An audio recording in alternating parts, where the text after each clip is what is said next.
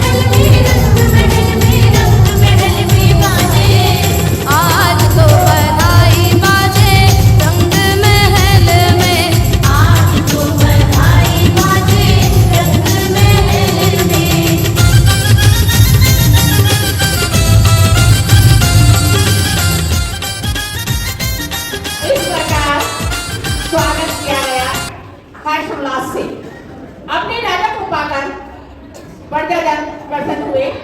सभी के हृदय में अति हर्ष प्राप्त हुआ। श्री राम भी अपने अनुज एवं प्रजाजन के आग्रह को स्वीकार कर अयोध्या के राजा के कार्यभार को संभालने हेतु तत्पर हुए। परंतु इससे पूर्व श्री राम, सीता और अनुज लक्ष्मण प्रथम दिनेश भगवान की वंदना हेतु जिन मंदिर की ओर प्रस्थान किया। अयोध्या वासी ने जहां राम, लक्ष्मण और सीता का हर्ष उल्लास से स्वागत किया, परंतु वही संपूर्ण अयोध्या नगरी में एक गंभीर विषय का चर्चा का कारण बना हुआ था। सभी नागरिक एक अजीब से वातावरण में वार्ता कर रहे थे। देखिए, सारी नगर में चर्चा भी चर्चा है भाई। अरे भाई, सुना तो मैंने भी है। सिर्फ यही बोलते रहोगे कि सुना कुछ डरने की क्या बात है? जब वो नहीं डरे तो हम क्यों डरे? तुमने राजा की बात सुनी है ना? हाँ भाई, हाँ, बात तो वही है। बड़ो राजा है राजा। होने दो, राजा ही तो है। चलो करते हैं विचार। आ जाओ भाई, बैठ जाओ। इस प्रकार चर्चा कर रहे हैं। उसी बीच में धोबी रोता हुआ भाई क्या हुआ? क्या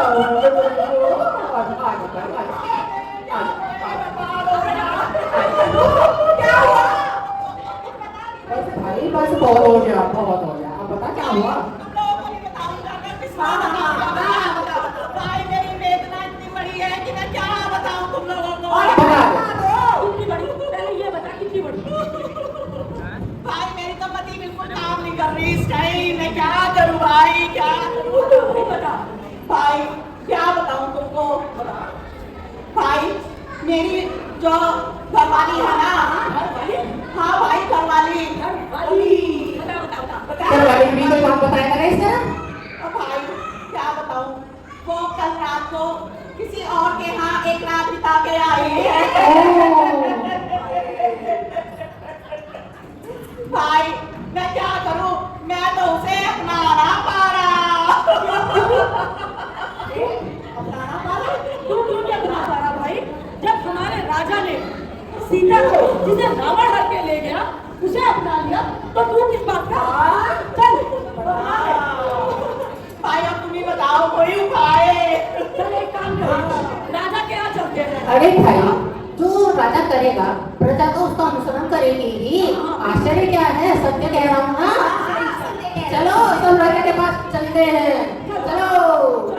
इस प्रकार सबने निर्णय लिया और वह राजा के दरबार में, यानी कि राम दरबार के अंदर जाने के लिए चल देते हैं। इस प्रकार सब लोग राजा के दरबार के बाहर खड़े हैं। तभी मंत्री जी वहां पर आते हैं। महाराज, आपसे कुछ नागरिक मिलना चाहते हैं। हाँ, उन्हें सम्मानपूर्वक हमारे राज दरबार में लेकर आइए। जी महाराज। आइए, आप लोगों को महाराज ने बुलाया है। चलो भाई चलो सब महाराज के दरबार में पहुंच जाते हैं। महाराज की जय हो। महाराज की जय। महाराज वो महाराज है सर। महाराज। अरे प्रजाजन, आप सब इतने घबराए हुए क्यों हैं? क्या बात है? बताइए हमें, आप लोग यहाँ पर किस लिए आए हैं? वो ऐसा है महाराज, हम कुछ कहने आए हैं आपसे। महाराज तो बताइए, आप घबराइए नहीं। जो भी आपको कहना है, जो आपके मन में है, हमसे कहिए।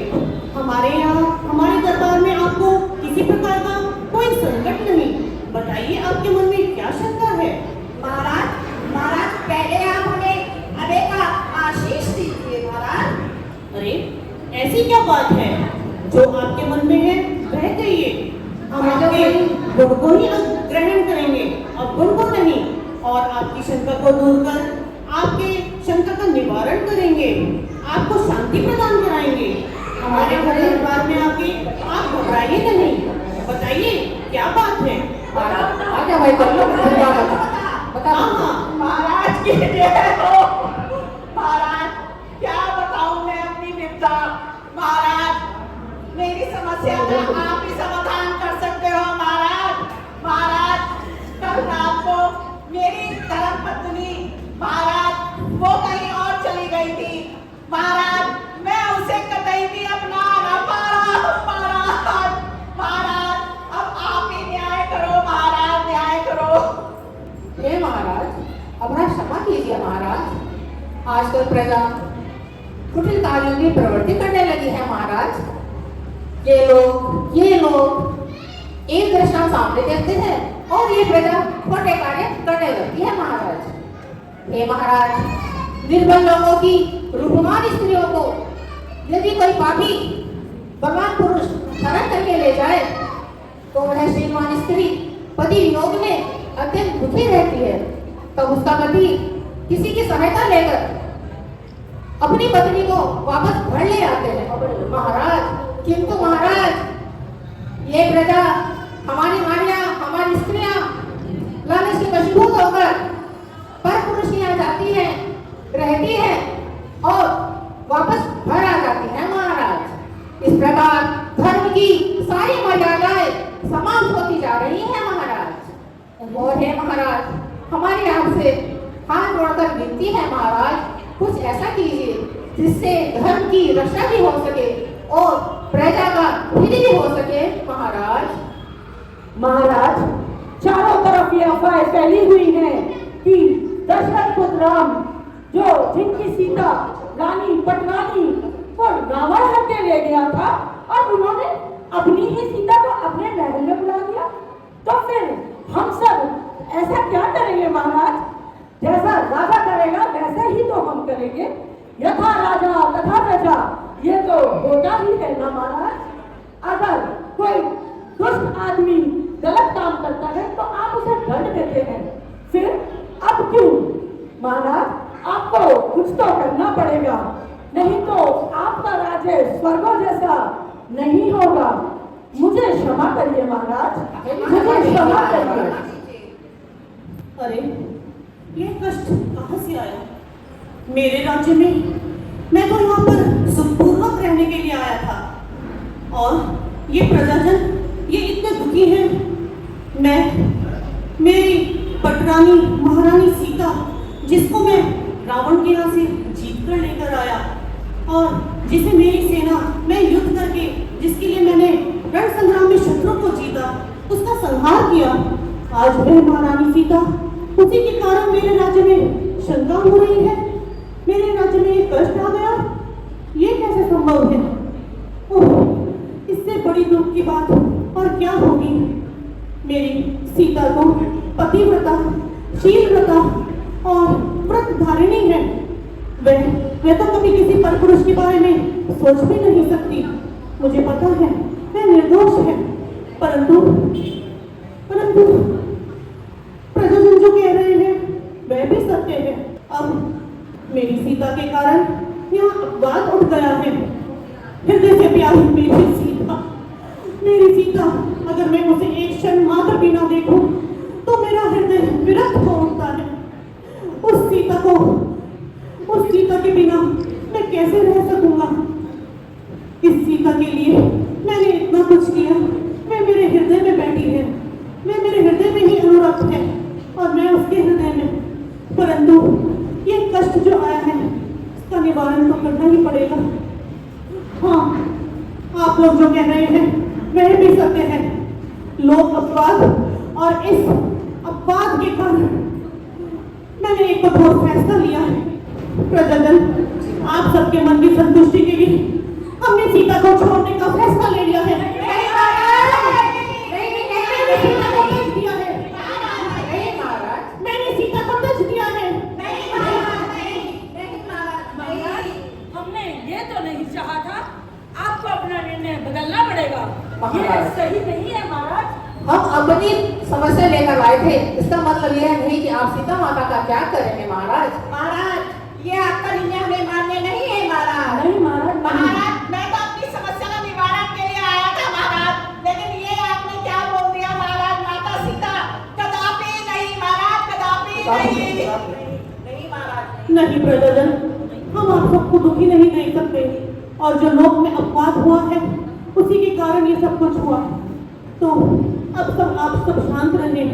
हमने यह फैसला ले लिया है, हम इस पर विचार करेंगे और आपकी शंका का अवश्य निवारण कर आपको इसका समाधान बताएंगे। अभी आप सब निश्चिंत रहें और सभी प्रस्थान करें। हम आपको शीघ्र ही इसका उत्तर देंगे।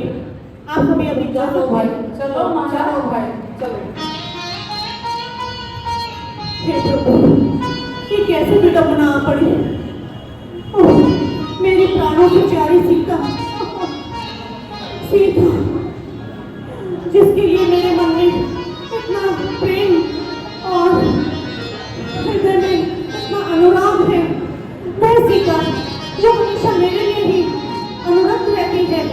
मुझे पता है मैं निर्दोष है, शील व्रत धारिणी है, पतिव्रता है।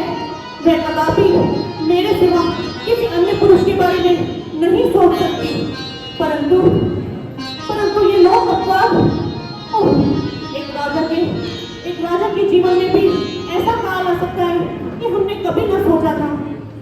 आज इस पृथ्वी पर मुझसे ज्यादा दुखी प्राणी और कौन होगा?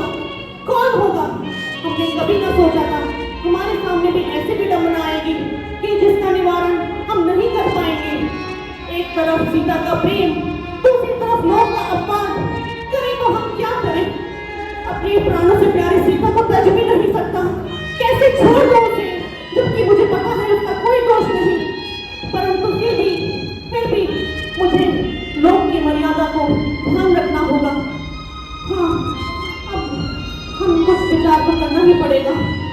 इस प्रकार राम प्रेम और अपवाद दोनों की चिंता में घिर जाते हैं और अंत में निर्णय लेते हैं कि स्त्री रूपी राग मानव को संताप कराता है। इस संसार में राग ही दुख का कारण है। राग नष्ट होने पर ही मुक्ति प्राप्त होती है। अतः संसारिक प्राणी इस राग के कारण भावना को समझकर त्याग की भावना करनी चाहिए। इस प्रकार भावना आते हुए राम सीता को छोड़ने का निर्णय लेते हैं। आइए देखते हैं आगे। मंत्री जी, जाइए सेनापति जी को बुलाकर लाइए। जी महाराज, आदेश दीजिए। सेनापति जी, हमने लोक अपवाद के कारण एक निर्णय लिया है। हमें उस पर लक्ष्मण जी से वार्ता करनी है। जाइए शीघ्र ही लक्ष्मण जी को बुलवाइए। जी महाराज, जैसी आज्ञा।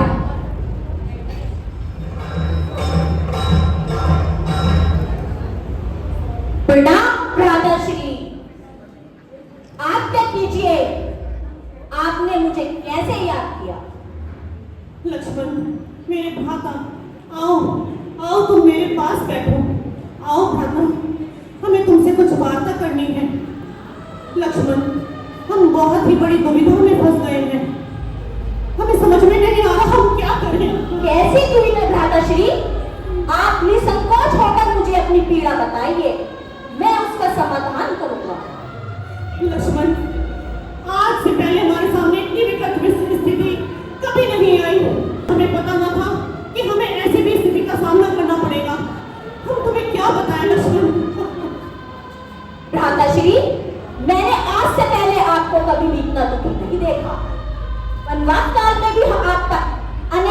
विपत्ति आई, लेकिन आपने उन सब विपत्तियों का सामना हंसकर किया। भाभी के अपराध को छोड़कर आज तक मैंने आपको कभी भी इतना उदास नहीं देखा। आप निसंकोच होकर मुझे अपनी पीड़ा बताई। लक्ष्मण, मैं तुम्हें क्या बताऊं? मैं आज कर्तव्य और प्रेम के अंतर्द्वंद में फंस चुका हूँ, पूरी तरह फंस चुका हूँ। मुझे कुछ समझ में नहीं आ रहा कि मैं किस ओर जाऊं, इस ओर या उस ओर। मैं क्या करूं? मुझे नहीं समझ में आ रहा। ये कर्तव्य, ये सब मुझे कुछ समझ में नहीं आ रहा। भ्राताश्री, जो रघुकुल काल से रीति चली आ रही है, आप उस रीति का पालन करें। किस रीति का? उसी रीति का पालन जिस रीति का पालन पिताश्री किया करते थे। पिताश्री ने कर्तव्यों को अपनी भावनाओं से पहले उचित स्थान दिया।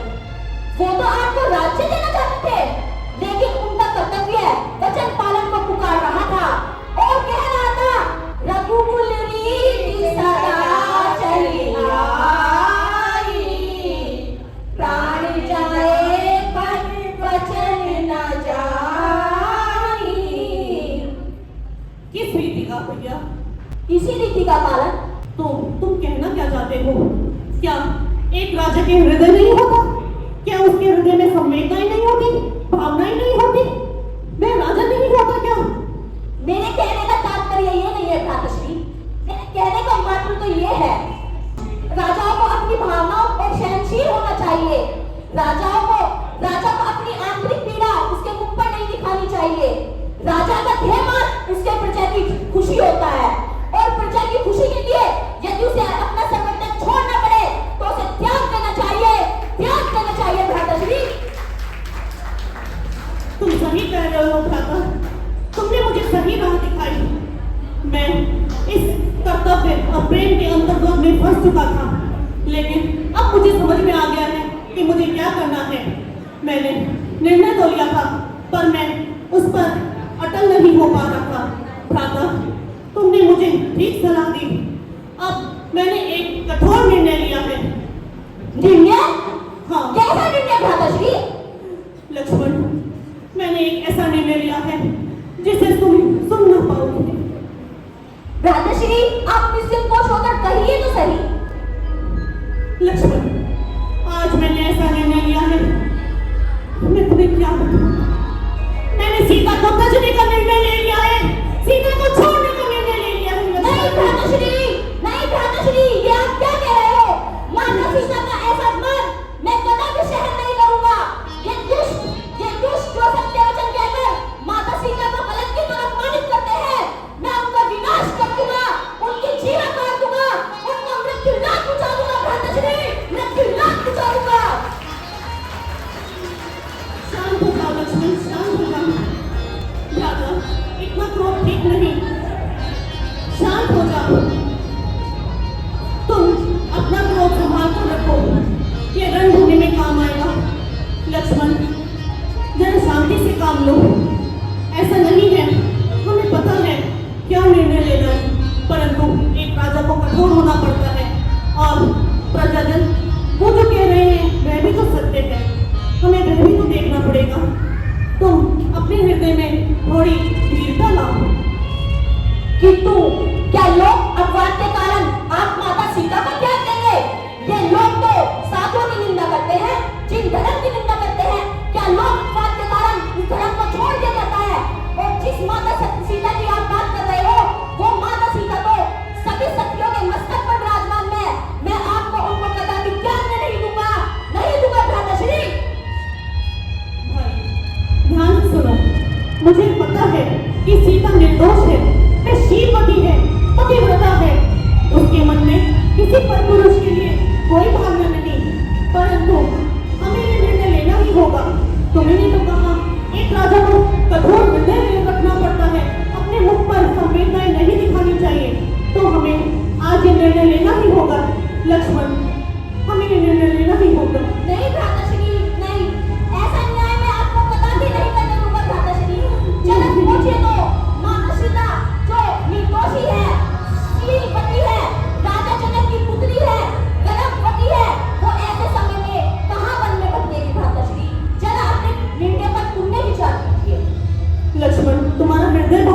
है, राग द्वेष से रहित है, इसीलिए तुम ऐसी बातें कर रहे हो।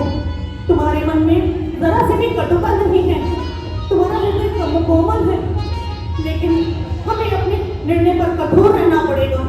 अब तुम कुछ मत कहना, अब हम तुम्हारी एक न सुनेंगे, हम निर्णय ले चुके हैं। सेनापति जी। नहीं भ्राताश्री, मैं आपके चरण पड़ता हूँ भ्राताश्री, आप अपने निर्णय पर पुनः विचार कीजिए, आप यह निर्णय मत लीजिए।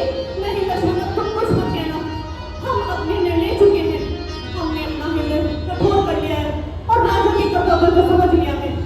सेनापति जी, हम आपको आदेश देते हैं, जाइए, तुरंत ही सीता को लेकर जाइए, इस राज्य की महारानी पटरानी सीता जी को लेकर जाइए। उनकी जो तीर्थ वंदना करने की इच्छा है, शिखर जी आदि तीर्थ स्थानों की उनको निर्वाण क्षेत्रों की यात्रा कराइए। उनकी इच्छा है कि वह इन तीर्थ स्थानों की यात्रा करें। यद्यपि हमें ज्ञात है कि वह गर्भवती है, 2 बार को सहित वह गर्भ से है, परंतु हमें ये करना ही होगा। आप तुरंत उनको लेकर जाइए और सिंहनाद नाम के वन में, जहाँ किसी मनुष्य का आवागमन न हो, कोई भी प्रजाजन ना हो, वहाँ पर आप भयानक वन में उनको अकेला छोड़कर आ जाइए, अकेला छोड़कर आ जाइए। हाँ, जाइए, यही मेरा आदेश है, यही मेरी इच्छा है, जाइए। जी राजन, जैसा आप कह रहे हैं वैसा ही होगा, आप इसमें जरा भी शंका ना करें। ऐसा ही करूंगा महाराज, ऐसा ही करूंगा। जाइए सेनापति, जाइए। और सेनापति कृतज्ञ राजा श्री राम का आदेश पाकर अत्यंत ही खीन मन से देवी सीता के पास जाते हैं और इधर देवी सीता अपनी सखियों के साथ पंचपन्ने से भगवान की भक्ति में लीन है। देखिए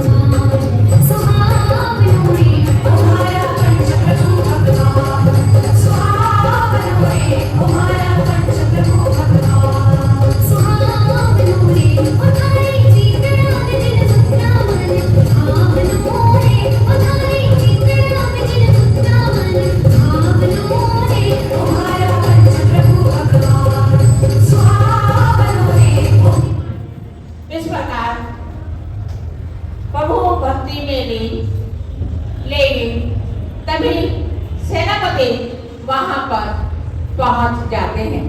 देखो हे माता सीते, माँ उठिए, रथ में विराजिए, आपके निर्वाण क्षेत्रों और जिनादों के दर्शन की इच्छा को पूर्ण कीजिए। चलिए माता।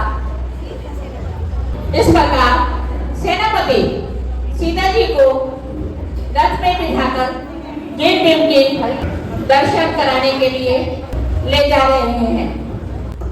ठीक है ठीक है। जीवन विधि का खेल न्यारा कोई समझ ना पाया।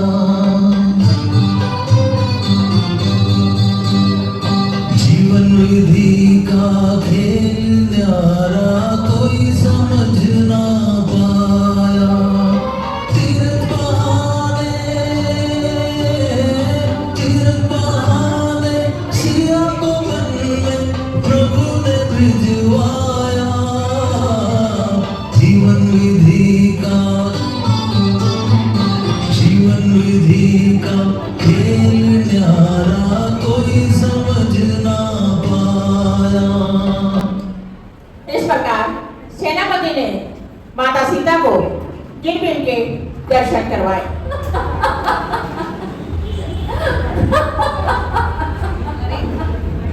दीदी आप इस तरह महादुखियों की तरह रो रही हैं। आज तो त्रिनेत्र भगवान की वंदना के उत्सव का दिन है। ऐसे हर्ष के समय में लोग विषाद कर रहे हैं सेनापति, और आपने इस निर्जन भयानक वन में ये दर्द क्यों रोक दिया? उठो प्रधान पुत्र, उठो और यात्रा के पथ को आगे बढ़ाओ। हे सीता माँ, माता मुझे माफ कर दे। आप महान है, शील की मूर्ति है, आप निर्मल मन वाली है।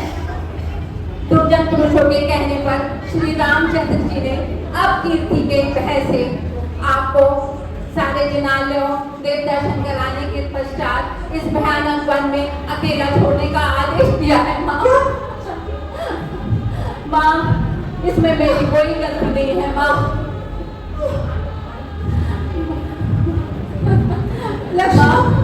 माँ, लक्ष्मण ने बहुत समझाने की कोशिश करी। उन्होंने आपके लिए हर तरीके से कोशिश करते रहे महाराज, लेकिन राम दुर्भाग्य से श्री रामचंद्र जी ने अपनी हट को नहीं त्यागा। आप तो धर्म का ही सहारा है माता, आपको धर्म का ही सहारा है, क्योंकि एक धर्म ही है जो जीव को सहायता प्रदान करता है। माता, अब तो यहाँ से मृग व्याघ्र आदि से भरा ये भयानक वन ही आपका आश्रय है माता। माता, माता की इस प्रकार सेनापति से समस्त बातें सुनकर सीता बहुत परेशान है, रो रही है और चक्कर खाकर गिर जाती है। लेकिन सेनापति क्या करे, उसे तो आदेश का पालन करना है। सेनापति, ये कैसी विकट स्थिति है, कैसी भयानक स्थिति है। हे भगवान, सीता माता उठिए, माता उठिए, उठिए, मुझे जाने का आदेश कीजिए माता। माता, मुझे जाने का आदेश कीजिए। इस प्रकार सीता परेशान उठती है। ठीक है सेनापति, तुम जा सकते हो, परंतु मेरे प्रभु श्री राम से ये अवश्य कहना कि वो मुझे त्यागने का विचार कदापि ना करे। मैं तो अपने कर्मों का फल भोग रही हूँ।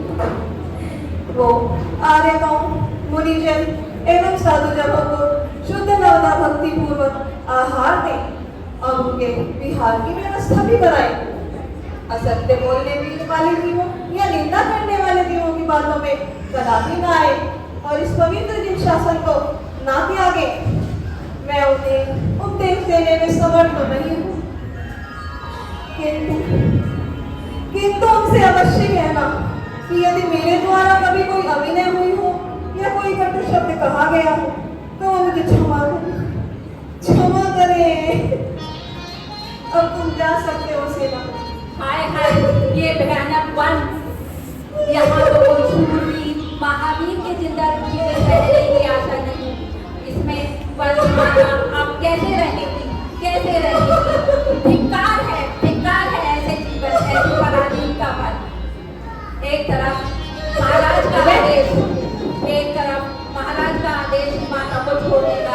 हे भगवान, मुझ जैसा पापी कौन होगा मुझ जैसा पापी? एक दुखिया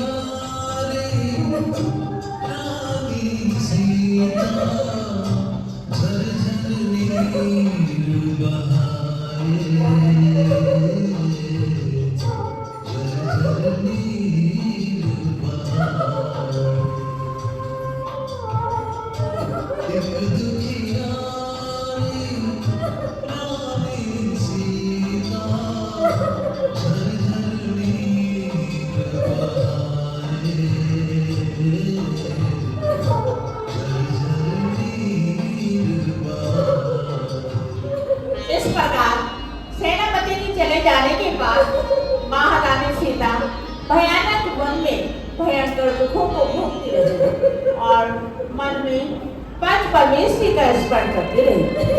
अचानक सीता के पुण्य से पुण्य का स्वामी राजवर्धन वन में हाथी पकड़ने के लिए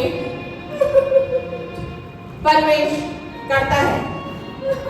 अचानक उसकी नजर महारानी सीता पर पड़ी। देखी, अरे इस निर्जन वन में इस निर्जन वन में किसी स्त्री के रोने की आवाज आ रही है। इस निर्जन वन में चलो देखता हूँ। अरे ये तो कोई महाबलवान स्त्री मालूम देती है। पता करना पड़ेगा इस निर्जन वन में क्या कर रही है।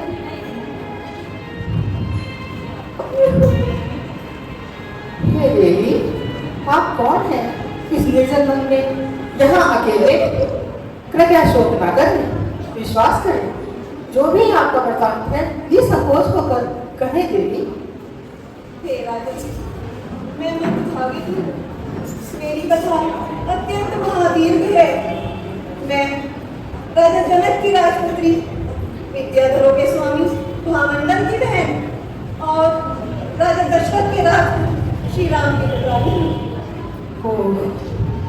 आपकी दर्दनाक व्यथा सुनकर मेरा हृदय भी भर आया है। आप जैन धर्म की पालनहारी है। कृपया ये आदर ध्यान न करें। आदर ध्यान सर्वदा दुख को बढ़ाने वाला होता है। आप परम उत्कृष्ट पतिव्रता महासती हैं। आप हिंसा योग्य हैं। मैं तो जंगल में हाथी पकड़ने आया था। मैं पुटरीपुर के अधिपति राजा विरत और उनकी महागुणकारी स्त्री सुबंधु का पुत्र राजा वज्रजम्बू हूँ। आप मुझे भी अपना महामंडल भाई समझिए और निश्चित होकर मेरे साथ मेरे महल में चलिए। वैसे भी इस अवस्था में आपका यहाँ रहना कदापि उचित नहीं है। चलिए, शोक त्यागिए, उस पर विश्वास कीजिए। चलिए। और इस प्रकार राजा वर्धन रानी सीता को अपने धर्म भेंट बनाकर अपने राज्य में ले जाते हैं। समय आने पर सीता युगल पुत्रों को जन्म देती है, जिसे संसार लव कुश के नाम से जानता है। लव कुश धीरे धीरे वृद्धि को प्राप्त होते हैं। दोनों पुत्र ही अत्यंत पराक्रमी, शूरवीर, बुद्धिमान होते हैं। वे दोनों एक दिन शस्त्र विद्या का अभ्यास कर रहे थे। पर कृपा करही जनु जानी, कवि उर अजिर न चावहि वानी। एक मुख सूरज एक मुख चंदा, दिए सिया के सुख आनंदा। एक एक आत यमज युगला, जानकी सुत रूप नभ कुश होला। जानकी सुत रूप नभ कुश होला। नारायण नारायण नारायण नारायण। अरे ये इस बच्चे तो राजकुमार कौन है? देखने में तो बड़े बलशाली लग रहे हैं। इनके पास जाकर देखता हूँ। पुत्रों पुत्रों, तुम कौन हो और यहाँ इस निर्जन वन में क्या कर रहे हो? बड़ा गुरुवर, हम पुंडरीकपुर के राजकुमार हैं। हम यहाँ वन में शस्त्र विद्या का अभ्यास कर रहे हैं। अच्छा, वीर हो, गंभीर हो, अति बलशाली हो। देखने में तो तुम ऐसे लगते हो जैसे श्री राम लक्ष्मण के नर लक्ष्मीपति हो। अच्छा, तो ये राम लक्ष्मण कौन है? आपने हमारी तुलना राम लक्ष्मण से क्यों की है? हे प्रभु, कृपया बताइए कि राम लक्ष्मण कौन से कुल के हैं और उनमें क्या क्या गुण हैं? कृपया करके उनका वृत्तांत बताइए और हमारी शंका का समाधान कीजिए। हे प्रभु, कृपया ये बताइए कि श्री राम और लक्ष्मण कौन से कुल के हैं? आपने हमारी उपमा उनसे क्यों की है और वास्तव में वे कोई महापुरुष है क्या? तो पुत्रों सुनो, वैसे तो श्री राम का वर्णन करना मेरे लिए किंचित मात्र भी नहीं है, लेकिन यदि तुम दोनों सुनना चाहते हो तो सुनो। दुराचार रूप से इंद्र को आग में भस्म करने वाले इक्ष्वाकु वंश के राजा दशरथ थे, जो कि बहुत पराक्रमी और बलशाली थे। उनके 4 पुत्र श्री राम, लक्ष्मण, भरत और शत्रुघ्न थे, जिसमें श्री राम सबसे बड़े थे। लेकिन पिता की आज्ञा के अनुसार उन्हें 14 वर्ष का वनवास जाना पड़ा। वहां पर भी उनके दुर्भाग्य ने उनका साथ नहीं छोड़ा। उनको वहां पर लंकाधिपति रावण राजा ने उनकी पत्नी सीता को हरण कर लिया। फिर श्री राम ने लंका पर युद्ध की चढ़ाई की और अपनी पत्नी सीता को जीत कर लेकर अयोध्या वापस आ गए। लेकिन वहां आने के बाद किसी कारणवश श्री राम को अपनी पत्नी सीता का त्याग करना पड़ा। जिस समय श्री राम ने अपनी पत्नी सीता का त्याग किया वो गर्भावस्था में थी, लेकिन क्या करना था, उनको तो सब प्रजा के हिसाब से काम करना था। वहां पर जाकर सीता को बहुत विपत्तियों का सामना करना पड़ा। परंतु हे प्रभु, कृपया ये बताइए कि श्री राम ने माता सीता को क्यों त्यागा? हाँ हाँ नारद जी, शीघ्र ही बताइए, हम यह बात जानना चाहते हैं। केवल सीता अति गुणशाली, प्रतिव्रता और गुणवान, मुनि सेवा में हमेशा तत्पर रहने वाली श्री राम की 8000 रानियों में से एकमात्र पटरानी थी। लेकिन उसके अपराधिक कर्मों के कारण उन्हें वन को जाना पड़ा। लोकलाज के लिए श्री राम ने उनको त्याग दिया। वहां पर उन्हें बहुत विपत्तियों का सामना करना पड़ा। ओ हे गुरुवर, इस भयंकर वन में राम ने सीता को अकेले ही छोड़ दिया? ये कुल वालों की रीति नहीं है। अरे, 2 पक्षपात करने के अनेक उपाय हैं। ऐसा अविवेकी कार्य ज्ञान वालों को शोभा नहीं देता। नारद जी, कृपया ये बताइए कि यहाँ से अयोध्या कितनी दूर है? तो वीरों, यहाँ से अयोध्या 160 योजन दूर है, जहाँ पर श्री राम विराजमान है। हाँ, हम दोनों राम लक्ष्मण से युद्ध करने जाएंगे। इस संसार में ऐसा कौन है जिसकी हमारे आगे इतनी प्रबलता? हम शीघ्र ही युद्ध की तैयारी करते हैं। इस प्रकार सीता ने दोनों पुत्रों के युद्ध का सिद्धांत कर और यह खबर सीता के पास पहुंची तो महारानी सीता को अत्यंत दुख हुआ और वे अपने कक्ष में विलाप करने लगी। माता सीता के विलाप की घटना को सुनते ही दोनों राजकुमार माता सीता के पास जाते हैं और उनके रुदन का कारण पूछते हैं, देखते हैं। माता जी के चरणों में मेरा प्रणाम हो। माता जी, आप क्यों रो रही हैं? क्या कारण है?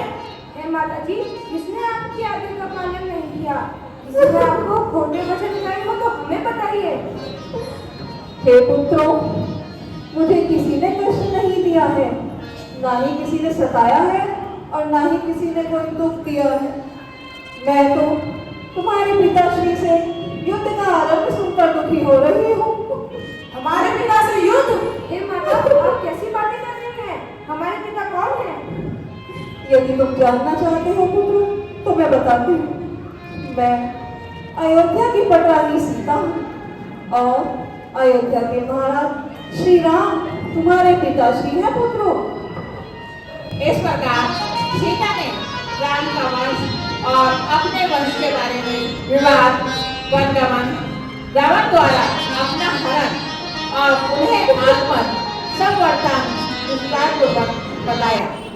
इस प्रकार पुत्रों, जब तुम दोनों मेरे गर्भ में थे तो तुम्हारे पिताश्री ने लोक अपवाद के भय से मुझे सिंहनाथ जैसे भयानक वन में छुड़वा दिया था। वहां मैंने भयंकर कष्ट भोगे। फिर वहां राजा वज्रदान ने मुझे सहारा दिया और वो मुझे कुंडलीपुर ले आए। उन्होंने मुझे अपनी बड़ी बहन के साथ सम्मान दिया। तो इस प्रकार पुत्रों, श्री राम ने तुम्हारे पिताश्री हैं और श्री लक्ष्मण ने तुम्हारे काकाश्री। हे माता, हमारे पिता भले ही उनमें श्रेष्ठ और हमें छुड़वा दिया, ये उन्होंने अच्छा नहीं किया। हम शीघ्र ही अयोध्या जाकर उनका मान भंग करेंगे। आपके मुख से यह बात सुनकर हम दोनों के मन की स्थिति संकट में आ गई है। नहीं पुत्रों, इतना क्रोध ठीक है। वो तुम्हारे गुरुजन हैं, उनसे विरोध करना सही नहीं है। अपना मन शांत रखो, उनके श्री चरणों में भक्ति पूर्वक प्रणाम करना, यही नीति का मार्ग है पुत्रों, यही नीति का मार्ग है। हम जा रहे हैं। रुको पुत्रों, रुको, रुक जाओ, अपना मन शांत करो, वो तुम्हारे पिता है पुत्रों, रुको, रुक जाओ। और दोनों पुत्र अत्यंत क्रोध में वहां से लक्ष्मण से युद्ध करने के लिए चले जाते हैं। लक्ष्मण को देखकर दोनों बोलते हैं, क्या आप महाराज श्री राम हैं? नहीं, मैं महाराज श्री राम नहीं, मैं तो उनका भ्राता लक्ष्मण हूँ। क्या महाराज श्री राम हमारे सामने आने से डरते हैं? कैसी बातें करते हो मूर्खबाल को? तुम तो मेरे बेवकूफ प्रतीत होते हो। क्या ये बताओ, क्या हमारे महाराज के यज्ञ का घोड़ा तुम्ही ने पकड़ा है? हाँ, हम ही हैं। दीजिए, हमें दंड दीजिए। मूर्ख बालको, मुझसे डरो। मैं वही लक्ष्मण हूँ जिसने युद्ध में अहंकारी रावण को हराया था। मैंने तो अपने क्रोधी था, अब आपने अहंकार भी आ गया है। क्या तुम मेरे बारे में नहीं जानते हो? चलो तुम युद्ध करो। इस प्रकार युद्ध प्रारंभ होता है।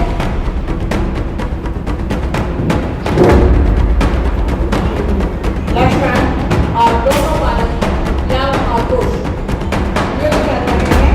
ले लो, ले लो, ले लो। अरे ये मेरे काम को नहीं कर रहे हैं, ये वापस क्यों कर रहे हैं? हे नारायण, लक्ष्मण आपके अस्त्र पर काम नहीं करेंगे, क्योंकि ये सीता माता के पुत्र लक्ष्मण है और आपके श्री राम भाई के दोनों पुत्र हैं। आप इक्ष्वाकु वंश के चलाने वाले, वंशज को चलाने वाले हैं। अरे मैं ही क्या मत करने जा रहा था? ये तो माता सीता और भ्राता श्री राम के पुत्र हैं। आओ पुत्रों, मेरे पास आओ, मेरे गले लगो, मुझे आनंदित करो। आओ पुत्रों, आओ। मैं तुम दोनों की सूचना अभी भगवान श्री राम को देकर आता हूँ। इस प्रकार लक्ष्मण राम को ये सूचना देने के लिए चले जाते हैं और राम जब अपने पुत्रों के विषय में सुनते हैं, वह भी दौड़े चले आते हैं। कहाँ हो मेरे पुत्रों? कहाँ हो मेरे पुत्र? मेरे पुत्र लव-कुश, मैं पाकर में धन्य हुआ। आओ पुत्रों, आओ मेरे पास आओ, आओ पुत्रों, आओ मेरे पास आओ पुत्रों। मैं तुम्हें पाकर आज धन्य हो गया लव-कुश, आओ। सावधान रहते नरेश, ये आपका राजमहल नहीं, ये रण संग्राम है और यहाँ केवल युद्ध की ही बाधा चलती है। अगर आप हमें अपने पुत्र कहते हो तो आपको अपने पुत्र का स्मरण आ जाता है। आपको ये बात तो समझ नहीं आई थी जब आपने हमारी माता को घने जंगलों में छोड़ दिया था कि नहीं? अब आप शस्त्र उठाइए और युद्ध करिए हमसे। नहीं नहीं पुत्रों, नहीं, मुझे क्षमा करो, क्षमा करो मुझे। मैं तुम्हारा अपराधी हूँ, मैं तुम्हारा अपराधी हूँ पुत्रों। हाँ, मैं समझ नहीं पाया था, मुझे लगा कि लोक का अपवाद होगा और मेरे यश की अपकीर्ति होगी। मेरा मस्तिष्क विवेक शून्य हो गया था पुत्रों, मैं समझ नहीं पाया था। मेरे पाप कर्म का उदय था जिसके कारण ये सब कुछ हुआ। हाँ, मैंने तुम्हारा वियोग सहन किया, परंतु देखो अब पुण्य का उदय आ गया है जिसके कारण मैं तुम्हें पुण्य प्राप्त कर रहा हूँ। तो आओ, आओ मेरे साथ चलो। हे वज्रधन, आपका बहुत बहुत धन्यवाद कि आपने मेरी सीता को और मेरे पुत्रों को संभाल कर रखा, अपने राज्य में सुरक्षित रखा। अगर आप न होते तो क्या होता मेरी सीता का, क्या होता मेरे लव-कुश का? अरे पुत्रों, आओ आओ आओ, रुष्ट मत हो। मैंने कोई बड़ा कार्य नहीं किया, यह सब तो मेरा फर्ज था। मैंने कोई बड़ा कार्य नहीं किया महाराज। क्षमा करने से कोई भी कार्य खत्म नहीं हो जाता। नहीं पुत्रों, क्षमा करिए। नहीं, हमें केवल प्रतिशोध चाहिए।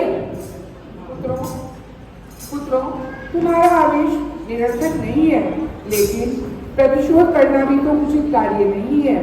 वीरता क्षमा वीरों का आभूषण है, जो कि हम श्रेष्ठ उत्तम कुल के राजा के पुत्र हैं, तो आप लोगों को क्षमा कर देना ही चाहिए और आपको अपने पिता श्री राम के साथ अयोध्या वापस जाना चाहिए। महाराज जी सही कह रहे हैं। हाँ हाँ पुत्रों, आओ आओ मेरे पुत्र, मेरे साथ चलो, मेरे राज्य चलो पुत्रों, आओ। इस प्रकार रामचंद्र जी अपने पुत्रों को पाकर अत्यंत प्रसन्न हुए। तभी श्री राम ने कहा सीता को पुंडरीकपुर से अयोध्या लाया जाए। फिर सभी सीता को सम्मान पूर्वक अनुग्रह करके अयोध्या ले आए। अब राज्यसभा में सीता जी प्रवेश करती हैं। देख अयोध्यावासी प्रफुल्लित है।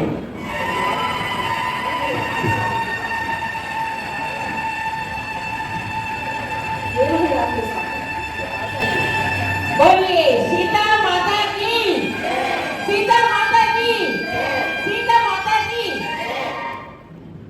मेरे मन को हरने वाली सीता आज मेरे सामने उपस्थित है, परंतु हे सीते, हम तुम्हें नहीं देख सकते। तुमने हमारे कुल को कलुषित किया। हम सूर्य के मध्याह्न को तो देख सकते हैं, पर तुम्हारे शरीर को कदापि नहीं देख सकते। क्यों आ गई हो मेरे सामने? ओह, लगता है अभी मेरे वियोग का अंत नहीं हुआ है। मेरे मन का वियोग रूपी जहाज तो कहीं आकर रुक गया है। अब मैं क्या करूं?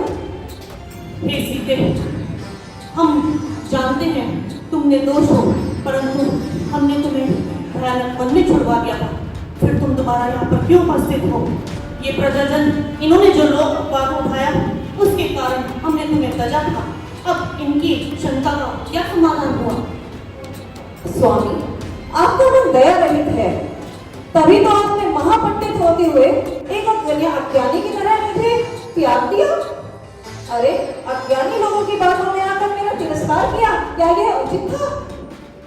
अरे मुझ गर्भवती को जिन दर्शन की अभिलाषा ही तो थी, आपने निर्जन भयानक वन में छुड़वा दिया, क्या यह भी उचित था?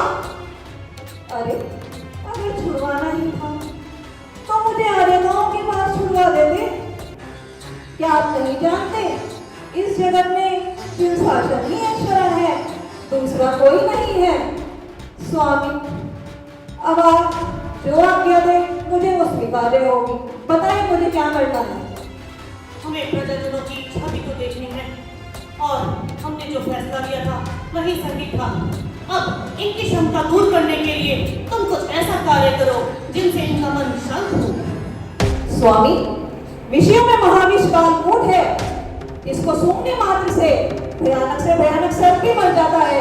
आप कहें तो वह पी लो या भयंकर अग्नि के ज्वालाओं में प्रवेश कर जाओ। आपको जो स्वीकार हो बता दीजिए।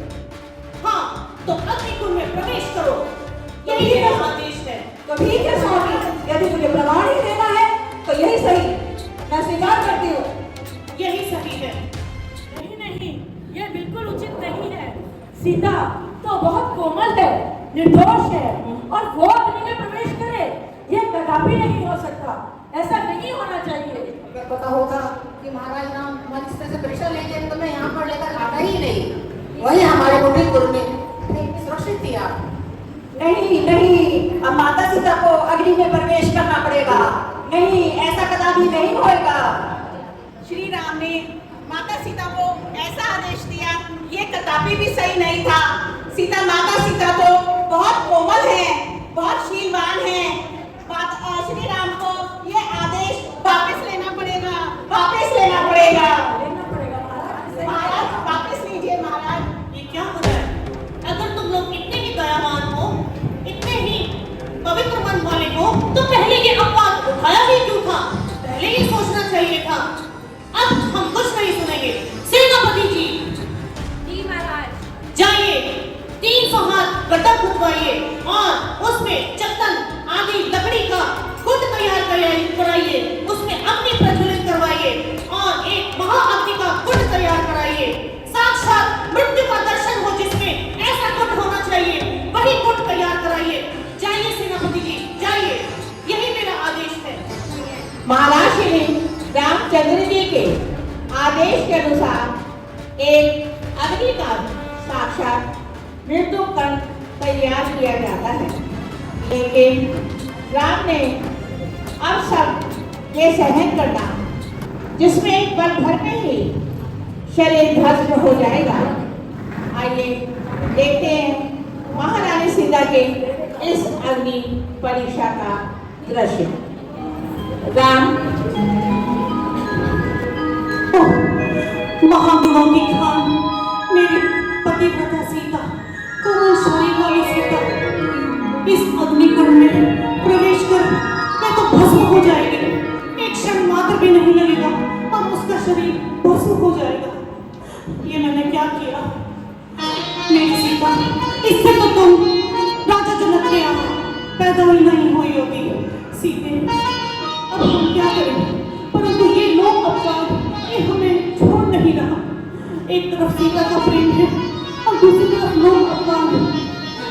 हम करें तो क्या करें?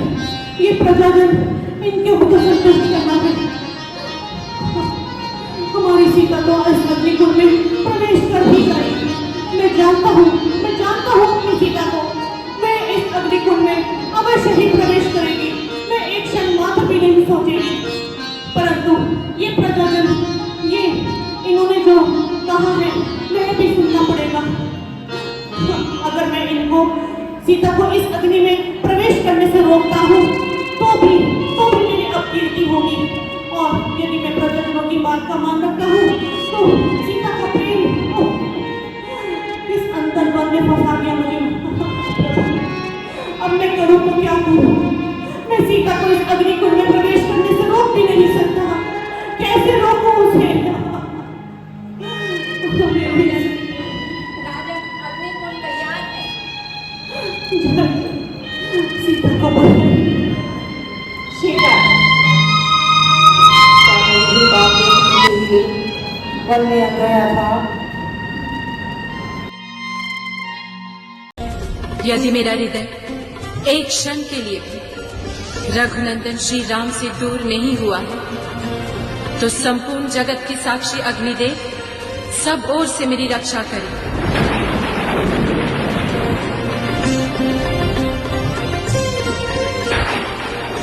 मेरा चरित्र शुद्ध है, फिर भी रघुनंदन श्री राम मुझे दूषित समझते हैं। यदि मैं सर्वथा निष्कलंक हूँ तो संपूर्ण जगत के साक्षी अग्निदेव सब ओर से मेरी रक्षा करे।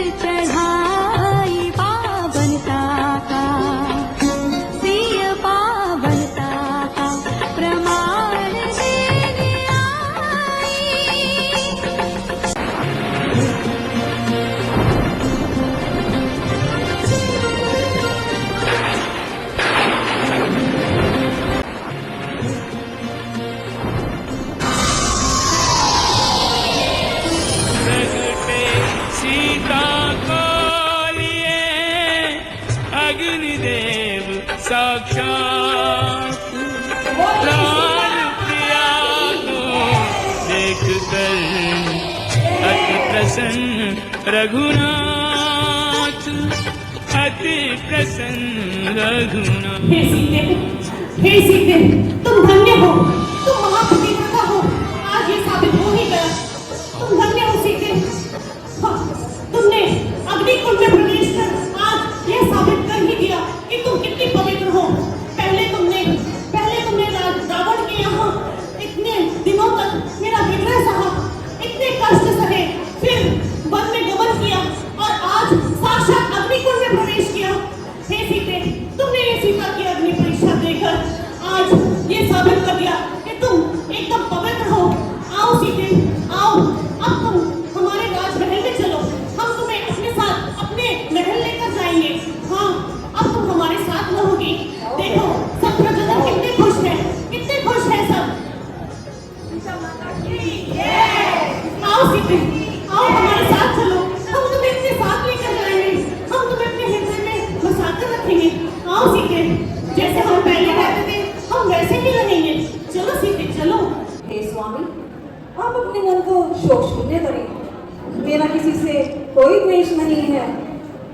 आपने जो किया वो आपके कर्मों का फल, और जो मैंने भोगा वो मेरे कर्मों का फल था स्वामी।